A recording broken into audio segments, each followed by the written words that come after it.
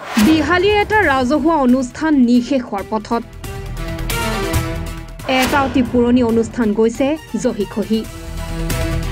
কাণসাৰ নাই বিভাগীয় কৰ্তৃপক্ষ অথবা প্ৰশাসনৰ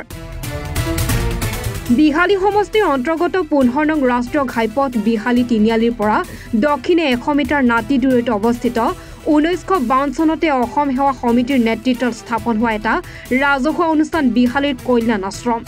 বিগত দিনত এই ৰাজহুৱা অনুষ্ঠানত বিভিন্ন দল সংগঠন ৰাজহুৱা সভা সমিতি অনুষ্ঠিত কৰি আহিছিল তদুপৰি চৰকাৰী আঁচনিৰ উইভিং চেণ্টাৰ প্ৰশিক্ষণ কেন্দ্ৰ হিচাপেও বিহালী অঞ্চলৰ শিপিনীসকলে বিভিন্ন সময়ত প্ৰশিক্ষণ গ্ৰহণ কৰি উপকৃত হৈ আহিছে উল্লেখ্য যে বিগত সময়ছোৱাত বহুদিন ধৰি প্ৰয়াত সমাজ সেৱক লক্ষ্মীকান্ত সাহুৰ তত্ত্বাৱধানত এই অনুষ্ঠান সুচাৰুৰূপে পৰিচালনা কৰিছিল আৰু কোনো ক্ষয়ক্ষতি নোহোৱাকৈ চলাই আছিল কিন্তু যোৱা 2017 চনত সাহুদেৱৰ মৃত্যুৰ পিছত এই অনুষ্ঠান ক্ৰমান্বয়ে জহিখহি যাবলৈ ধৰিছে এই ক্ষেত্ৰত ৰাইজে সাংবাদিকৰ আগত প্ৰতিক্ৰিয়া প্ৰকাশ কৰিছে লগতে অসম সেৱা সমিতি আৰু বিশ্বনাথ জিলা প্ৰশাসনক আহ্বান জনাইছে কল্যাণ আশ্ৰমখন পুনৰ উজ্জীৱিত কৰিবলৈ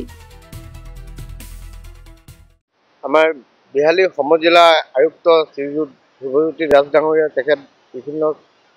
সামাজিক কামত লগত জড়িত হৈ আছে আমি তেখেতকো এই সুযোগতে আমি বিনম্ৰভাৱে অনুৰোধ জনাইছোঁ তেখেতে যাতে এই ক্ষেত্ৰতে দৃঢ় পদক্ষেপ গ্ৰহণ কৰি আমাৰ এই অনুষ্ঠানটো পুনৰবাৰ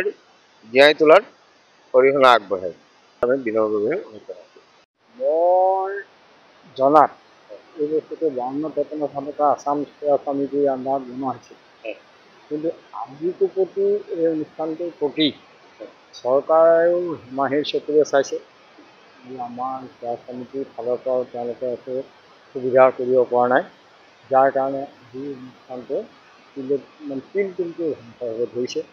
ইয়াত এতিয়া বিহালী পৰিণত হৈছে গতিকে মই ভাবোঁ মই আজি আপোনালোকৰ যোগেদি অনুৰোধ কৰিছোঁ এই বস্তুটোৰ প্ৰতি অকণমান চকু মেলি চাওক আৰু ৰাইজৰ যিটো উপকাৰ হয় সেইটো ব্যৱস্থা কৰিলে মই খুব ভাল পাম আৰু মই ইয়াৰ যেতিয়া যিহেতুকে চোৱা চিতাৰ অনাৰী দায়িত্ব গতিকে আপোনালোকক অনুৰোধ মই কৰিলোঁ আপোনালোক আহিছে যেতিয়া আপোনালোকৰ ফালৰ পৰা ব্যৱস্থা ল'লে মই নিশ্চয় হয় এইটো আপোনাৰ মোৰ নামটো হ'ল সূৰ্যমোহন শৰ্মা ৰেজিষ্টাৰ বহুত হৈ আছিল এতিয়া এইটো ভাগি থাকি ইমান কিবা যোৱাৰ পৰিণতি হৈছে গতিকে এতিয়া আপোনাৰ তেনেকুৱা সভা সমিতি বহুত দিন হোৱা নাই আৰু আমাৰ মন্ত্ৰী MLA মন্ত্ৰী যিমান ইয়াত আহে তেওঁলোকে সদায় সভা পাতে কিবা পাতে কিন্তু এই জেগাটো বা অনুষ্ঠানটো দেখি আজিলৈকে তেওঁলোকে কেতিয়াবা ঘূৰি যাব ধৰে এইটো প্ৰায় আজি 10-12 বছৰৰ পৰা তাৰ আগতে চলি আছে যি নহওক অলপ চলপকৈ চলি তেতিয়া স্বৰ্গীয় লক্ষ্মীকান্ত সাহু আছিলে তেওঁ অলপ চোৱা চিতা কৰি আছিল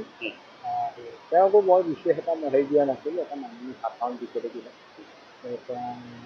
গতিকে হোৱাৰ পিছত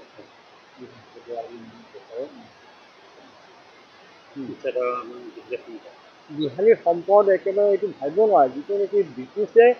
এই সেৱা সমিতিক এই মাটিটো দিছিল এই অনুষ্ঠান গঢ়িবৰ কাৰণে কিন্তু আজি এই অনুষ্ঠানটো হ'ল ৰাইজেই ইয়াত মই মাত মতা আজিলৈকে কৰা গতিকে সেইকাৰণেই ক'লোঁ আপোনালোকৰ যোগেদি আপোনালোকে এই ইয়াৰ এটা কিবা সুব্যৱস্থা কৰিলে নহয় কিমান বিঘা মাটি আছে ইয়াত 9 বিঘাৰ ওপৰত ঘৰ কিমানটা ঘৰ এনেই আপোনাৰ সিফালে এটা আছে এই 3-4টা আমি দেখিছোঁ ভিতৰত পুৰণা সামগ্ৰী বহুত আছে কিন্তু সেইখিনি এসময়ত সেই দিনতেই ইভিনিঙৰ এটা অনুষ্ঠান কৰিছিল ট্ৰেইনিঙৰ প্ৰশিক্ষণ কেন্দ্ৰ এতিয়া তাৰপিছত তেওঁ দিয়াৰ পিছত এই বস্তুটো আৰু এটা সময়ৰ কাৰণে দিছিল তাৰপিছত চৰকাৰে আকৌ নিদিয়া হ'ল বস্তু বাহানখিনি তেনেকৈ সোমাই থোৱা হ'ল তাতে ঘূৰি গৈছে বহুত পোকে খাই চেষ্টা কৰিলে আৰু তেওঁ ঢুকাল তাৰপিছত আমাৰ বাউণ্ডেৰীটো আছিল ইয়াত বাউণ্ডেৰীটো আছিলে কিন্তু সেই বাউণ্ডেৰীটো কি হ'ল ইয়াৰ যিখিনি কমিউনিটিৰ মানুহ এই মানুহখিনিয়ে ইচ্ছাকৃতভাৱেই বহুতখিনি নষ্ট কৰি আছে গছ গছনি ডাইৰেক্ট ডাঙৰ গছ তেনেকৈ নাকাটে কৰি থাকিলে নিয়া সেইটোতো নিবই আৰু কৰি থাকিব গতিকে আমি সেইবিলাকত একো মাত নামাতোঁ খালি মোক সেৱা সমিতিৰ পৰা মোক এটা দায়িত্ব দিলে হেমপ্ৰভা বাইদেউ আহিছিল আমাৰ প্ৰাপ্ত জেনেৰেল ছেক্ৰেটাৰী তেওঁ আহিছিল বোলে আপুনি চাই চিতা কৰি থাক ভৱিষ্যতে কিবা এটা কিছু সুবিধা পাব এই কওঁতে আজি মই 12-14 বছৰ ওপৰ হ'ল দিয়া সেৱা সমিতিৰ মানুহ আছে গুৱাহাটীত অফিচ আছে আহ্বান জনালৈ পাৰি কিন্তু ঘটনা হ'ল মঙি কৈছিলোঁ ব্যক্তিগত হিচাপে যে আপোনালোকে ডাইৰেক্টলি আহি কিবা এটা কৰক চৰকাৰক জনাওক গতিকে হয়তো কিবা এটা লাভৱান হ'ব পাৰে